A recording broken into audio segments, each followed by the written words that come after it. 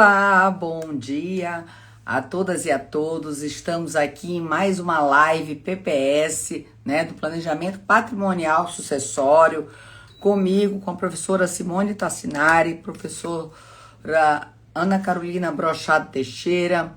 Teremos a alegria hoje de participar, ter como convidada na nossa live, querida Ana Cristina Retori, né?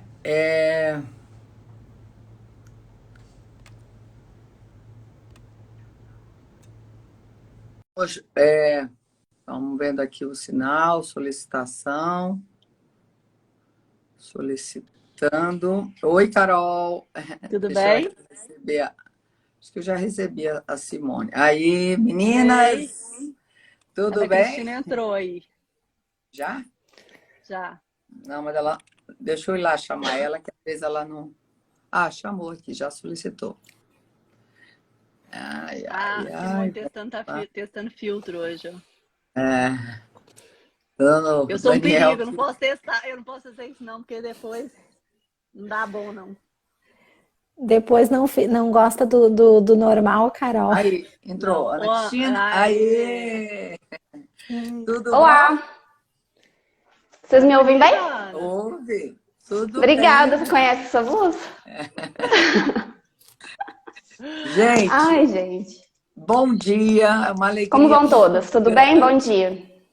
Bom tudo em ordem, dia. dando bom dia. Estava falando aqui com o pessoal, né, que está chegando, que Ana Cristina Retório, hoje nós vamos falar sobre um tema super importante no planejamento sucessório, que como, né, a gente tem falado bastante, né, Simone e Carol, no curso, planejamento é muito mais do que só concretizar os instrumentos, toda uma análise, uma análise estratégica, e é esse olhar de quem realmente faz um planejamento, Ana Cristina, que a gente pegou como tema hoje aqui, né, essa estratégica análise da documentação, da famosa documentação do planejamento sucessório, que eu acho que é muito importante a gente estar contextualizando aqui, que isto é para mostrar um trabalho que se tem através de um planejamento, a necessidade, conhecimento de uma análise concreta do caso, para podermos apresentar a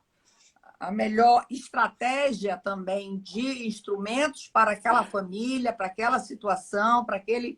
O que eu divido hoje em três análises, né? A da pessoa, do patrimônio e também da autonomia, né? Da vontade da pessoa.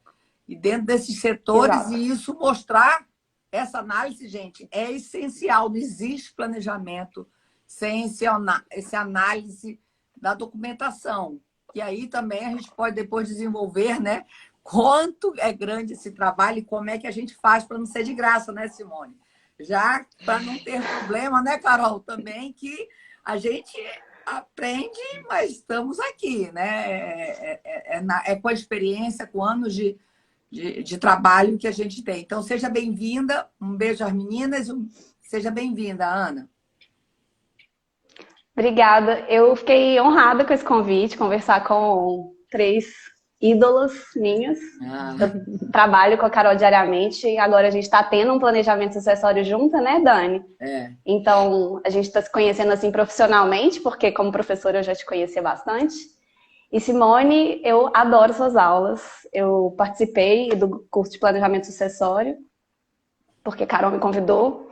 Muito obrigada pelo convite, Carol, porque é um curso que muda a nossa vida. Porque tem coisa que a gente faz muito intuitivamente, né? A gente estuda a teoria do direito das sucessões, mas quando a gente chega na prática, existem outras coisas além da teoria que a gente precisa pensar, que é até vai de como cobrar honorários, como se relacionar com o cliente, como identificar as estratégias, o que eles precisam, né? Que às vezes eles chegam para a gente como demanda e existe um mundo de possibilidades que a gente tem que apresentar para eles de uma forma que não pode também desconsiderar aquilo que ele já chegou para a gente. Tem toda a questão tributária, porque advogada de sucessões não estuda tributário necessariamente e é uma coisa indispensável, as duas coisas estão super ligadas. Então, o curso permitiu estudo para mim e foi, assim, super essencial. Então, conheci, assim, como professora, a Carol já conhecia, mas conheci também mais nesse curso. E aprendi, inclusive, sobre trato de documentação. Eu quero te dar boas-vindas aqui, Ana, assim, né, formalmente. A Ana, gente, ela é minha sócia, né, no escritório. É uma alegria enorme porque a gente se conheceu quando ela ainda era estagiária, né? Então eu tive a oportunidade, assim, de presenciar o crescimento da Ana como advogada e de realmente, assim, verificar como... Vem, Maria Clara, vem fazer nosso curso. Maria Clara também já trabalhou com a gente, né? E aí, de presenciar esse crescimento da Ana e quão maravilhosa advogada, né? Ela se tornou. Mas ela, Simone, ela é tipo a Carol Pongé, assim, tá? Daquelas assim que já vem, que você sabe? Você dá ali, fica aqui do meu ladinho, sabe? Então, assim, realmente, Ana, você já sabe, né? Te falo sempre, assim, dessa minha alegria de compartilhar o dia a dia com você, como eu aprendo, como você é exigente, como você é meticulosa. E isso ajuda muito, né? No tema da nossa live hoje, né? Que é essa coisa da análise da documentação, que é o ponto de partida de tudo, assim, em relação ao planejamento sucessório. Sem ele, a gente não vai construir um planejamento que pare em pé, um planejamento que efetivamente seja adequado com o para quê e o porquê daquele cliente, né? Com a motivação que buscou aquele cliente, que fez com que aquele cliente nos procurasse, e também, assim, com uma adequação do ordenamento jurídico, né? Então, acho que seria bom se a Simone pudesse até começar falando para a gente, assim, do começo, assim, né? Para quem está aqui nos ouvindo, das fases, né, do planejamento sucessório. Quer dizer, assim, eu acho que é bem importante a gente pensar assim, do macro para a gente poder te passar a palavra aí para você nos dizer um pouco do que você observa nessas questões das peculiaridades, do que tem que ser visto nessa fase da análise da documentação. E a Simone, ela é boa para dividir assim, né, o raciocínio nas fases, que eu acho que isso é bem importante para a gente. Então, obrigada por estar aqui com a gente hoje. Agradeço e é uma alegria, sabe? Uma alegria mesmo. E quero dizer assim, a gente vem de uma tradição, primeiro a gente está na faculdade, né? E aí na faculdade nos ensinam processo de inventário, processo de não sei o quê, processo de guarda, processo de não sei o quê. Então, quando a gente entra na prática pela primeira vez, a gente associa o trabalho do advogado a ter que entregar um produto final. Então, assim, alguém te contrata para uma ação de guarda, a associação que a gente faz é de que eu tenho que entregar uma ação de guarda, um processo, como se existisse um produto final para aquilo. E quando a gente trabalha com essa advocacia mais leve, com um planejamento sucessório, com boa parte do extrajudicial, alguns desses instrumentos, eles não são de entrega de produto. A gente não vende o produto, né, Ana? Eu acho que é isso que muda na cabeça da gente. O planejamento sucessório, ele não é uma entrega de um produto final. Então, mesmo um cliente que chega querendo uma holding, o compromisso de quem trabalha com isso não é entregar a holding, mas passar por todas as etapas para se certificar que a holding como produto final vai atender aquilo que o cliente precisa. Então, a gente costuma dividir as etapas do planejamento em 4. A maioria dos advogados fala em 3, mas geralmente são pessoas que ou não atuam com isso ou pensam com um produto final, né? Então, assim, a primeira fase, eu acho que é isso que a Ana vai poder nos conversar, nos explicar bem, é essa fase da análise da documentação mesmo, que é uma fase estratégica e extremamente trabalhosa e pensante. A segunda fase é a fase dos combinados, das reuniões, em que a gente tem que envolver as pessoas nesse lugar, porque um planejamento não para em pé sem combinados. Não adianta o planejador ou a planejadora decidir que vão fazer e ponto final, se a gente não conhece o resto dessa estrutura, né? Não é assim que funciona. A terceira fase, aí sim, é a fase da proposta do parecer jurídico com as opções possíveis. E aí se encerra uma etapa. E a operação, a implementação do planejamento em si, fazer os instrumentos, né? Vou fazer um testamento, vou fazer uma holding, vou fazer uma doação, é a última etapa. E às vezes o cliente vai com a gente até a etapa 3 e depois o contador faz a 4. Então, assim, acho que é um pouco disso que a Carol queria que eu falasse para as pessoas, né? Não, contador, quem não está trabalhando com um advogado que tem que ser especialista, né? Pelo amor de Deus. Não, eu tipo assim, eu deixo a pessoa livre para ela fazer o que ela quiser. Sim, mas aí... Não, a pessoa faz o que ela quiser, dependendo do nível de segurança que ela quer, né? Ela pode querer um nível de segurança mais hard ou ela pode querer um nível de segurança menos hard, mas só para a gente ver que tem outras opções, né? E aí eu faço já a pergunta para Ana Raquel. Nós estamos falando dessa fase 1. Ana Raquel pois tá é, aqui nos Ana Raquel está na live. Uhum. Oi. Ana Cristina, eu já te faço a pergunta assim, inicial, que é o que mudou na sua cabeça com relação a essa fase de documentação, tipo pós-curso, assim? Fala um pouco pra gente. Bom, é tanta coisa, mas assim, vamos começar sobre a parte das pessoas, né? A gente precisa conhecer as pessoas e as intenções delas como um todo. Mas documentalmente, a gente precisa se certificar de todos os casamentos que aconteceram, quais os regimes de bens, porque às vezes a gente pergunta para o cliente, você casou em qual regime? Aí ele fala, como é que eles falam? Separação parcial. Eu ouço muito separação parcial. Então, assim, a gente precisa se certificar documentalmente, porque, né, assim, isso é jurídico. Por mais que seja uma parte importante da vida das pessoas, elas não necessariamente vão saber nos responder, assim, e a gente vai poder se certificar daquilo. Então, nas pessoas, a gente precisa ter essa certificação e precisa ver até, em termos ainda de pessoas, mas nos documentos de empresas, se houver, né, no caso desse planejamento, quem busca planejamento geralmente já possui alguma empresa, algumas pessoas, qual que é a participação daquela pessoa na empresa, como que isso está no contrato, porque é muito diferente a realidade do que está nos documentos, e isso é muito importante para nós na hora de fazer o planejamento, porque é vendo o documento e vendo a realidade que a gente consegue fazer um confronto, às vezes, antes de começar a planejar, regularizar a situação. O que eu tenho percebido é que, assim, em questões de imóveis e questão de empresas, a gente precisa muitas vezes fazer um passo anterior aí, acrescentar um quinto passo no meio, que é de regularização da situação, porque muitas vezes os documentos não refletem a realidade jurídica das pessoas. Então a gente precisa organizar isso para depois conseguir fazer um planejamento que efetivamente pare em pé.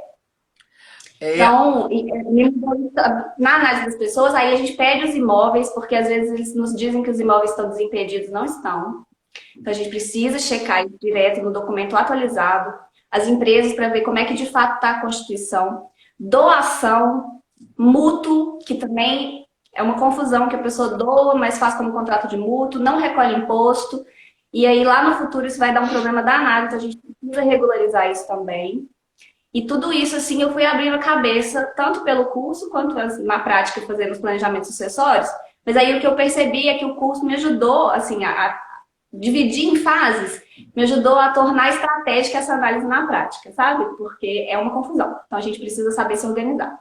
E, Ana, você falou aí duas coisas que me chamam a atenção, que é muito importante. Acho que se as pessoas tivessem noção do tanto que é importante esse tema, eu acho que só quem trabalha, que sabe como é importante, mas você falou uma coisa que não é só o regime de bens hoje, qual é o seu casamento hoje, mas o que já teve e formais de partilhas anteriores, porque primeira coisa, gente, para o planejamento, você precisa saber qual é o patrimônio daquela pessoa mesmo, o que é meação, o que não é, né? Dependendo do regime de bens. Então, você chamou a atenção, não é só para o momento hoje, mas o que já teve, né? O que já aconteceu, já teve né? Separações, divórcios, enfim, já teve como é que está esse histórico. E a outra coisa que você também me chama muito a atenção é que não adianta só falar, a gente tem que checar com a documentação, com as matrículas, porque às vezes o cliente teima, não, já está no meu nome, aí você vai ver, está lá. Então, assim, não adianta, é aquele checklist, é o passo a passo que tem que ser feito, e sei que dá trabalho, às vezes, buscar toda essa documentação, mas além do cliente, né? E também é importante eles fazerem isso dentro de um prazo que, né, que não fique ad eterno aquilo, então também é importante, senão nunca acaba essa análise, né? Então, assim, não podemos dar seguimento nas outras fases, enquanto. E aí também a importância de se botar no contrato essa questão dessa relação, porque dá trabalho para o cliente, mas vai dar muito mais para se analisar tudo isso, né? Deixa eu fazer uma coisa. É muito tradicional na área do direito que os advogados, eles peguem os documentos até para fazer uma análise da complexidade. E aí o pessoal diz assim, mas não tem sentido ser uma fase autônoma com honorários para isso. Como é que você percebe isso, Ana Cristina? Olha, dá tanto trabalho, gasto tantas horas, que se a gente não for remunerado para fazer uma análise, ainda que prévia dessa documentação, a gente vai estar pagando para trabalhar. Não tem jeito, assim. Então, é muito importante ter uma clareza com o cliente no início das conversas sobre o quão importante é essa fase para as próximas fases. Porque ele precisa compreender que ele vai estar, né, investindo em um melhor sucesso no final do planejamento. Se a gente fizer isso sem ser remunerado, aí tem outras coisas pelas quais a gente está sendo remunerado que a gente vai ter que dar atenção, né? Então a gente precisa estabelecer isso muito claro com o cliente, porque não dá para fazer isso na base do vou ser remunerado depois. É uma fase igualmente importante em relação às outras. Você tocou num ponto, Ana, que eu acho que é essencial, que é assim, a clareza na comunicação. Então, assim, eu acho que para a gente ter essa clareza, primeiro a gente tem que ter claro para a gente, né, que esse é um trabalho, é um serviço que a gente está prestando, né? Tanto da questão do nosso tempo, né, obrigada. Tanto da questão do nosso tempo, assim, que está sendo investido ali naquela situação, quanto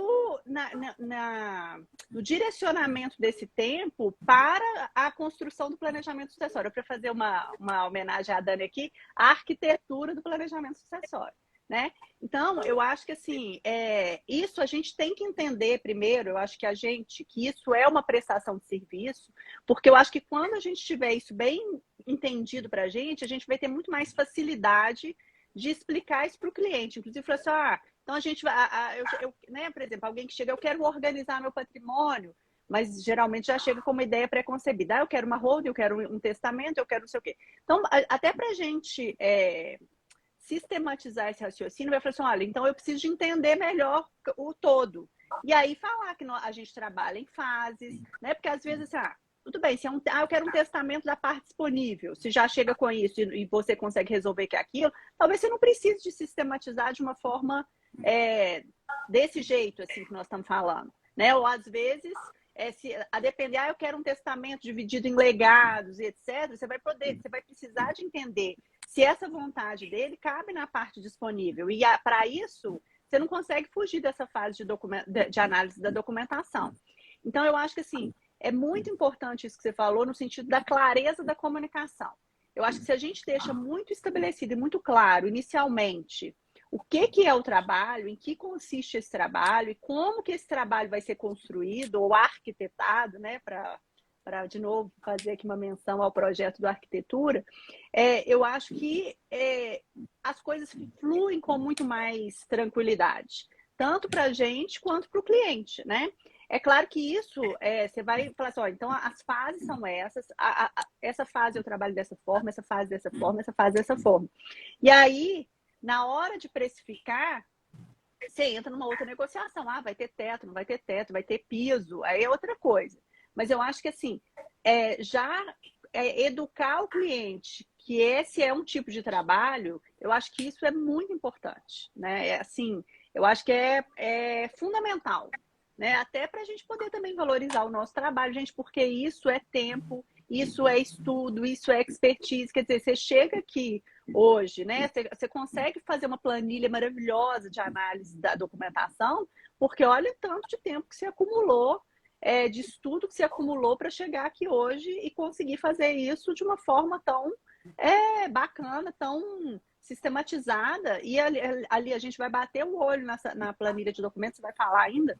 Mas assim, você consegue ter uma ideia do todo. Ou seja, esse X aqui é comunicável, não é comunicável? Você está entendendo? Para a gente poder construir uma ideia da parte disponível. Então, assim, a análise da documentação, ela vai nos dar uma ideia da complexidade daquele planejamento. Eu acho que é um pouco isso, né? E ter essa clareza, primeiro interna, para depois ter essa clareza com o cliente, eu acho que isso é fundamental. Eu acho até que estabelecer o contrato de honorários diferenciando as fases de cobrança é educativo para nós e para o cliente, né? Então, uma fase específica de análise de documentação. E aí pode fazer uma cobrança periódica, com teto, enfim. E às vezes, Ana, o contrato de honorário só para essa fase mesmo, porque assim, a gente não sabe o que a gente vai achar, né? Assim, a gente não sabe até o parecer jurídico quão complexo vai ser. Então, eu acho que talvez ir combinando por fases pode ser até mais justo, tanto com a gente quanto com ele, né? Assim, com o cliente. Com certeza. Mas aí explica um pouco mais. Então, você pega os documentos e aí como é que você trabalha esses documentos?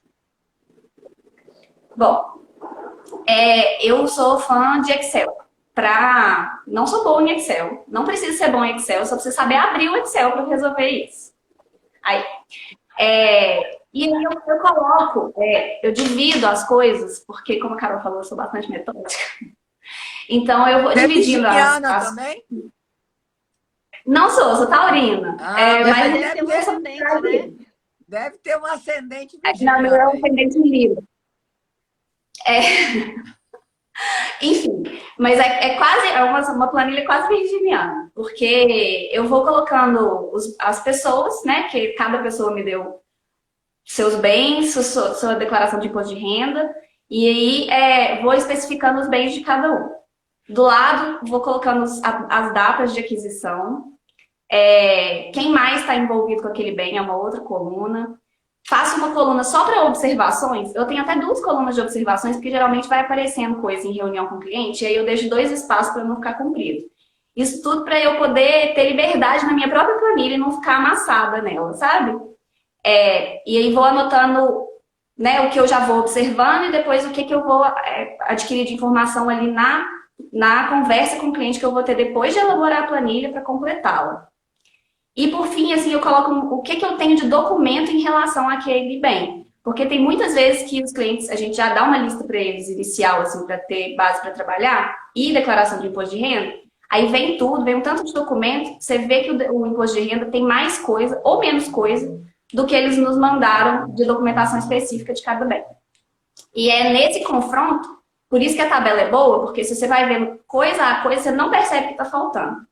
Então, quando você coloca numa tabela e sistematiza, você vê que tem mais informação de um bem do que de outro, e aí você vê o que está faltando. Essa que eu acho que é importante, por isso que eu estou falando que eu amo Excel. Não precisa ficar maravilhoso, é só para você ter essa organização mesmo dos dados e ver o que você tem de um, que às vezes você não tem de outro. E faço uma outra coluna por último, que é de pendência. Aí vou anotando tudo que eu preciso que os clientes ainda me forneçam de informação ou de documentação para complementar aquilo que está faltando. E com base nessa tabela é que eu estruturo a minha segunda reunião, porque na primeira eles nos contam a história, depois entregam os documentos. E aí depois eu já analisei e aí eu consigo fazer muitas perguntas para realmente completar essa estrutura e, eventualmente, que geralmente acontece, pedir mais documento porque faltou na remessa inicial. Às vezes falta uma, né? 2 rodadas e tal.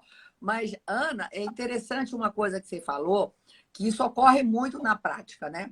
O patrimônio não bater o do imposto de renda, às vezes até tá. Mas, por exemplo, ao ler uma matrícula, você vai ver que a área, isso aconteceu um dia desse recente, estava lá no imposto de renda e às vezes não está a área completa, quer dizer, teve uma aquisição ali, naquela matrícula de inteiro teor, Então, é checar, gente, não só o conteúdo, mas todas essas áreas, ver se... Então, por exemplo, quando a gente fala que tem uma diferença entre um patrimônio único, que vale 1 milhão, e 10, porque aí eu vou ter que analisar 10 imóveis em vez de um. Então, tudo isso vai tendo a sua complexidade. Como também, às vezes, tem uma posse, eu não sei o quê, e nem está no imposto de renda, nem está lançado. Então, e lembrando, tivemos uma aula recente aí de posse, como isso também é um instrumento importante em um planejamento sucessório. Então, bater esses dados que muitas vezes não estão coerentes ou então estão, mas não estão completos também. Então, ver desde o tamanho da área, se está se batendo ou não, se às vezes é só um terreno e já está faltando a edificação na matrícula. Tudo isso, né? E assim, essa coluna que eu falei de data, ela é importante por causa das mudanças de situação na vida da pessoa, né? Aí, às vezes, teve uma fase de solteiro, depois uma fase de união estável prévia a casamento, depois casamento, então isso tudo vai alterar na condição de comunicável ou não comunicável de um bem. E por isso que assim, a gente precisa capital, né? de cada data. Oi? E também para ver a data de aquisição para a questão de ganho de capital também. Então, exatamente, porque né, a gente precisa também ter os pensamentos, o impacto tributário do planejamento.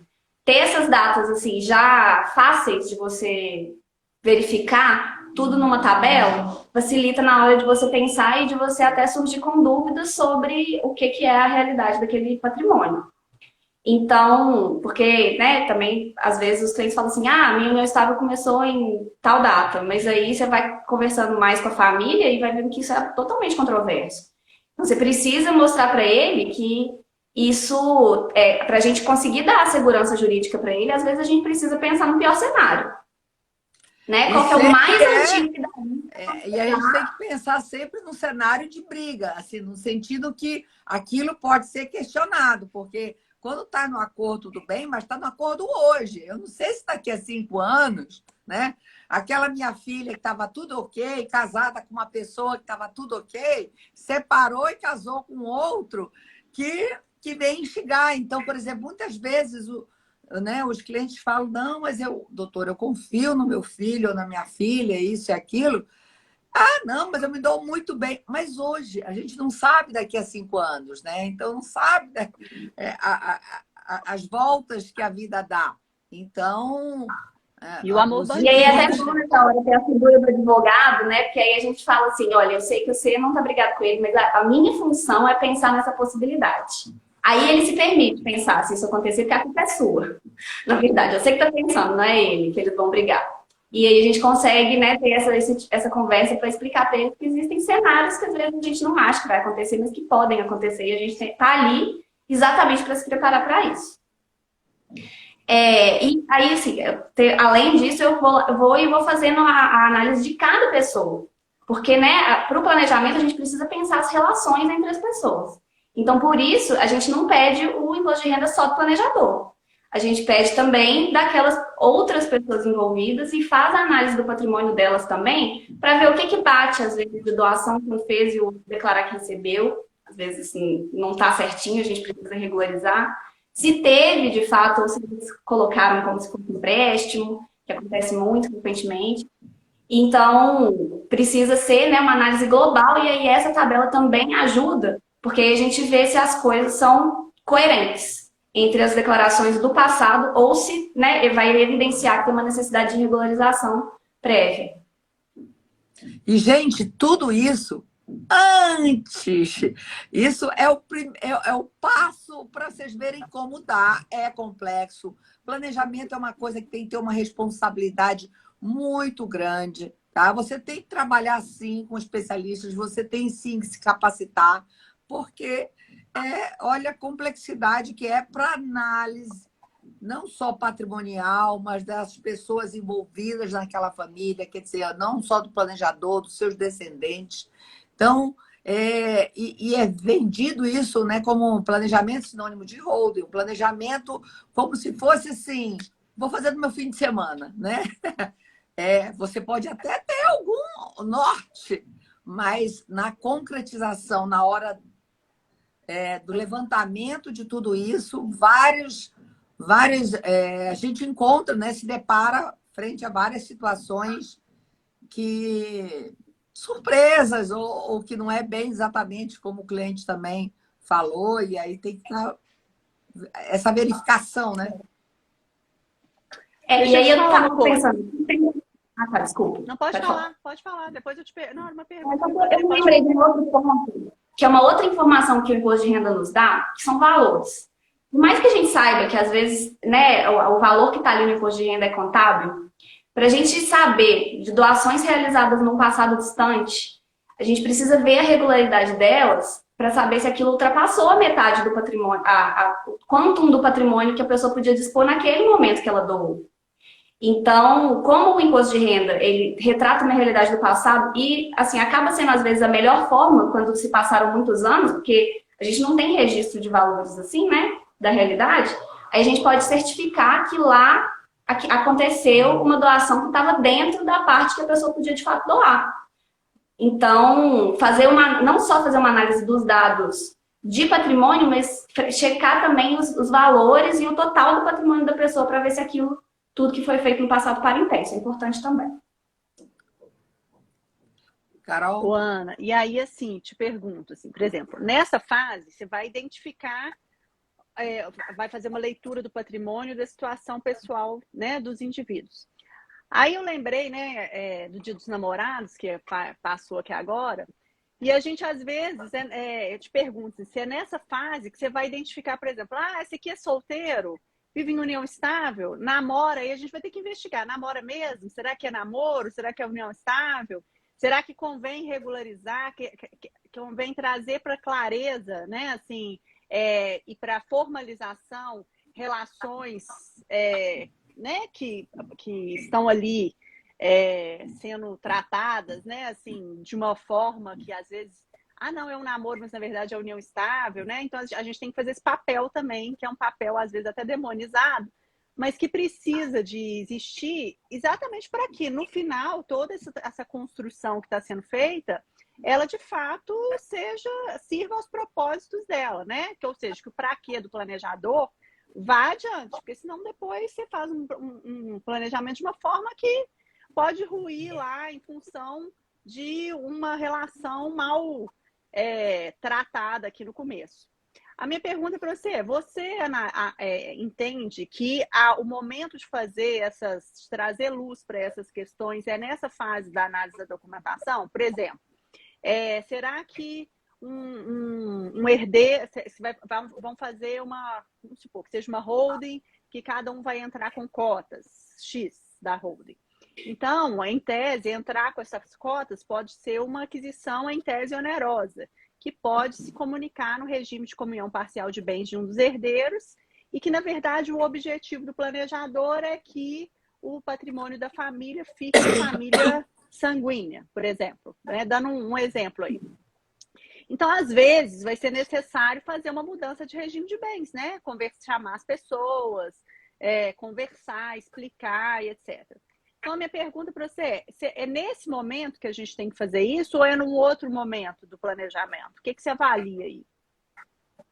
Não, eu acho que é nesse momento, porque aí, assim, eu estou pensando uma forma de sistematizar isso. A fase de análise de documentação é de análise de não documentação também. Então, assim, quando você vê que não tem um documento que substancie uma realidade que precisaria estar documentada, né? Então, nesse caso aí, por exemplo, que a pessoa mora com a outra, elas pagam as contas juntas, mas se entendem namorados. Mas aí, se você for ver o resto da família, a família já não acha tanto que eles são namorados, acha que eles são marido e mulher. E fica essa zona cinzenta, que se um dia vier litígio, não se sabe qual vai ser o resultado, mas é provável e possível que seja caracterizado como união estável, logo como união parcial.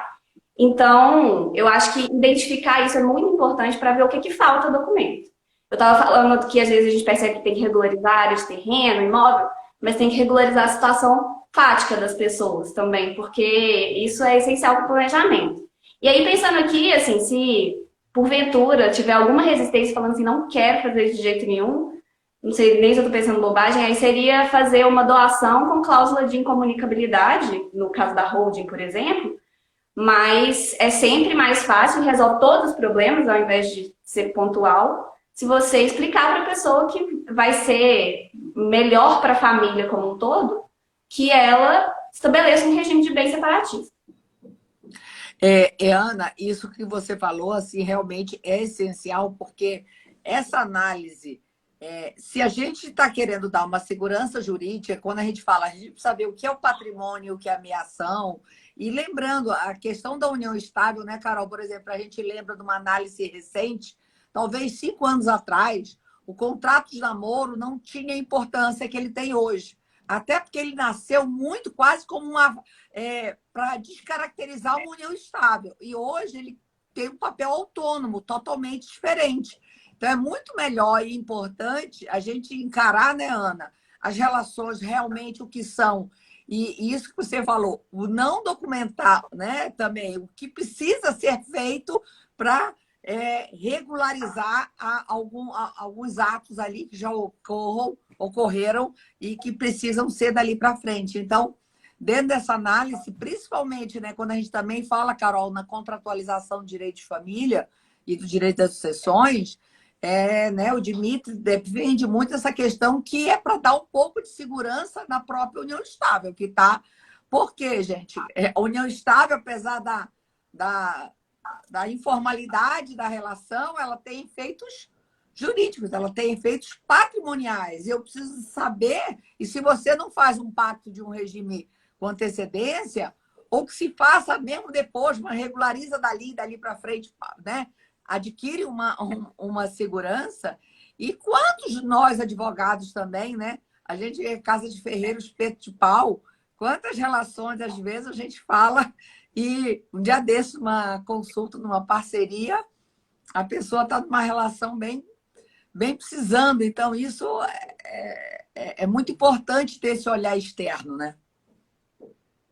E esse momento, né, de descobrir o que falta documento, o que tem documento, o que está errado e precisa mudar, é uma oportunidade de conversar com o cliente sobre questões que são muito importantes e que às vezes eles não sabem. Assim, 100% das vezes eles não sabem. Eu perdi a conta recentemente de quantas pessoas eu surpreendi ao dizer que mesmo que elas tenham um regime separatista, o cônjuge ou companheiro vai ser herdeiro. As pessoas ficam chocadas, falando, eu sou casada em separação. Como que ela vai ser minha herdeira? E assim, é esse momento que você vai ter essa conversa, que você vai educar o cliente mesmo sobre essas questões que para nós parecem óbvias, mas que às vezes eles não faziam a mínima ideia. Então, assim, eles já têm um regime de separação, já chegam lá pra gente com um regime separatista e não sabem os efeitos sucessórios disso. Então, acaba sendo, né, um momento importante até para elucidar questões com o cliente, dar essas informações. E oportunidades, né, de trabalho também, porque quando o cliente... Você vai mostrar, exatamente, você vai mostrar para ele que se ele quiser, né, que o cônjuge herde menos, né, não herde, não tem jeito. Mas se ele quiser que herde menos, então é uma oportunidade ali de você oferecer um trabalho de um testamento, né? E fazer um planejamento sucessório também. Então, eu acho que é interessante também a gente ter esse olhar, né? Para criar também oportunidades de trabalho.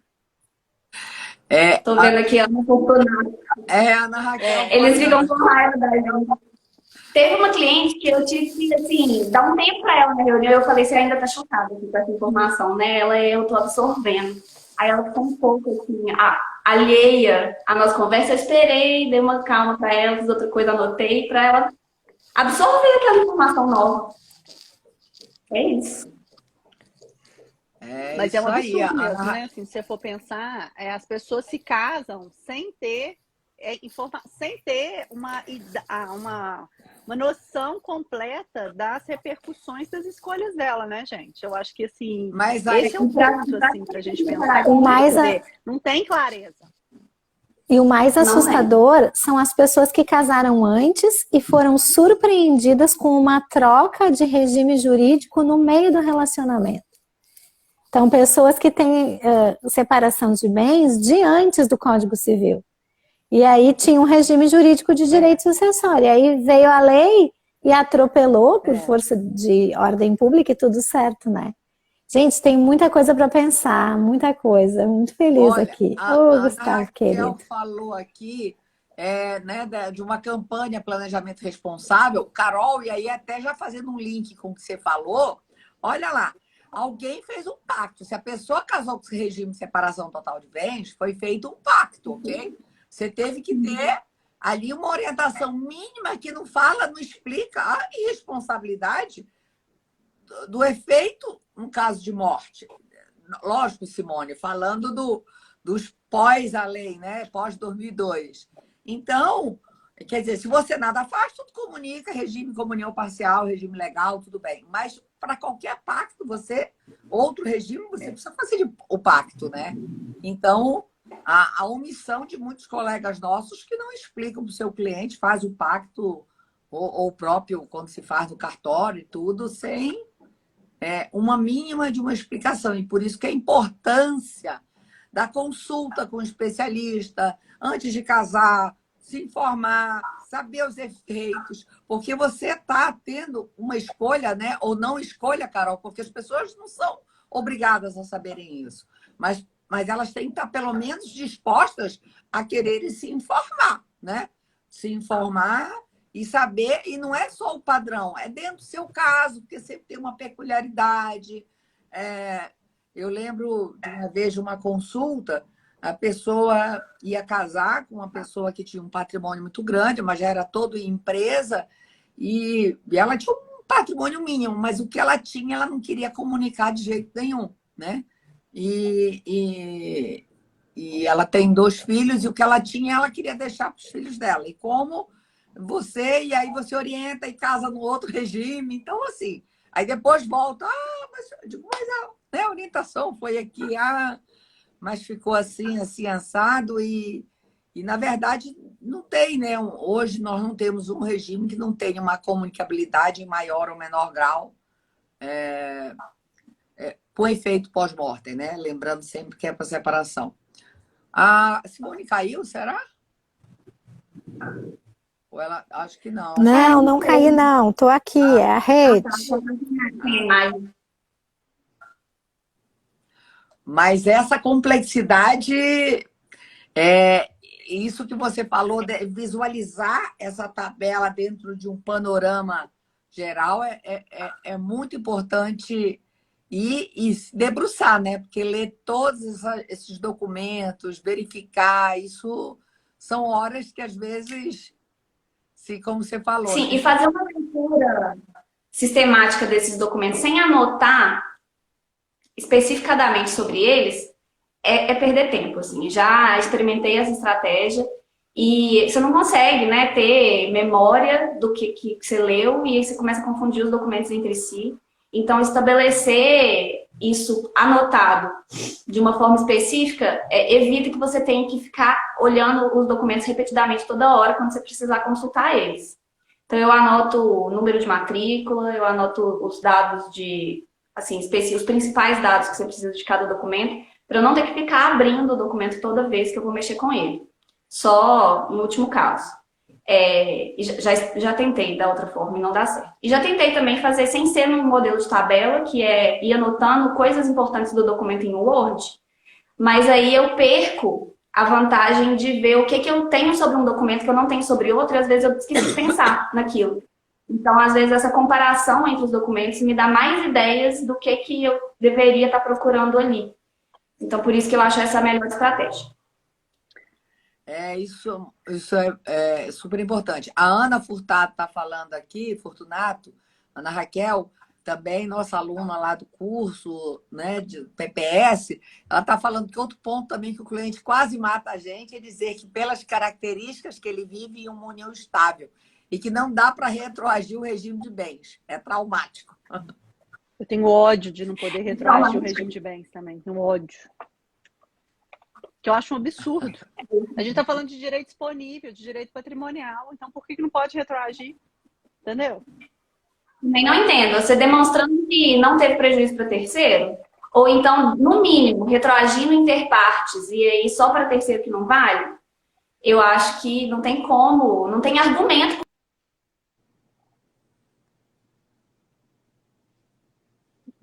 internet lá, né? A Simone está dirigindo, está indo para algum lugar aí. Mas eu não Tô sei em se ela falou. trânsito, Ah, mas não queria perder a live, não, minha gente. Isso mesmo. Aí, fora a boa-fé objetiva. E qual o fundamento, Carol, você acha que o STJ utiliza isso para fazer? Já que ela caiu, a Ana. Vamos ver se ela volta. Ela volta. Não, eu acho, Dani, que o que eles falam é que já existe um regime de bens estabelecido, entendeu? Por exemplo, uma comunhão, união estável, sem pacto, comunhão parcial de bens. Então, se você faz ali a opção pelo regime de separação total de bens, essa opção vale dali para frente e não para trás, porque fere o regime de bens que você estabeleceu lá atrás, entendeu? Esse é o só que argumento aí da que STJ. tá. Mas esse argumento, eu acho assim, no momento que você fala que é disponível, as partes né, deveriam ser possível também. Então, assim, eu acho que é uma intervenção do Estado muito grande, até porque algumas pessoas não têm conhecimento desses efeitos jurídicos, que no momento que têm, querem fazer por opção. E o Estado, por isso que eu acho, o intervencionismo, que o argumento deles não se sustenta na hora que. O que eu acho é assim, é que tem que ver que se há vulnerabilidade ali entre as partes, ou se a gente está falando de partes livres e iguais. Se não houver vulnerabilidade, se as pessoas tiveram informação e ainda assim optaram por esse caminho, eu, sinceramente, sou da turma de que acha que poderia retroagir, entendeu? A cláusula de retroatividade, ela poderia gerar efeitos. Estou vendo se ela entra aqui para a gente poder fechar. Aqui entrou. Eu acho que a disciplina equivocada, na minha opinião, é partir da premissa do regime de comunhão parcial para união estável, né? Voltou na Cristina. Eu achei que era bateria, mas não era. Ele desligou. Mas no Instagram às vezes acontece isso. Acontece. Tá bom. Mas como é que é? Conclui aí. Desculpa, gente. A Simone estava falando do porquê que ela acha que deveria... eu acho que a premissa está equivocada de comunhão parcial para união estável, porque as pessoas geralmente acham que estão vivendo em separação de bens. E no regime de família, tá, gente? Não no efeito sucessório. E, na realidade, a gente trataria a contribuição pelo trabalho, a contribuição com tarefas domésticas como exceção, né? E não como regra, assim. A maioria dos clientes, não sei se vocês pensam, eles ficam muito irritados ao saber, por exemplo, que certas coisas comunicam, mas como assim? Esse carro é meu! Enfim, temos que tratar muito de autonomia. Com o meu trabalho, a gente ouve muito isso. A questão da autonomia precisa ser muito tratada no direito de família, né, gente? Muito. Esse dilema da autonomia e da vulnerabilidade, autonomia e proteção. Com certeza, é isso mesmo. Bom, mas eu acho que é isso, né, gente? Assim, ficou bem explicado. Eu acho que a Ana conseguiu sistematizar bem essa ideia, assim, de como ela faz. Eu acho que é uma dica preciosa, assim, para quem trabalha com planejamento e tal. É um caminho, né? Compartilha aqui com a gente também, se tiver outros, para a gente poder testar, né? E aí eu acho que é bem bom a gente poder, né? Quem trabalha e faz o teste da tabela, eu acho que vale a pena. Depois conta aqui pra gente. E como dá um trabalho do cão e tem que ser bem remunerado para poder pagar esse trabalho aí de análise do cão. Gente, com certeza. Ana Cristina, super obrigada por você ter compartilhado aqui com a gente. Carol, Simone, até a próxima semana. Mais live até a próxima semana. Tá joia? Obrigada. Tchau, gente. Próxima beijo, quinta, gente. 11h10. Tchau, gente. Um beijo, pessoal. Beijo, querida. Tchau. Beijo todo mundo que tá aí.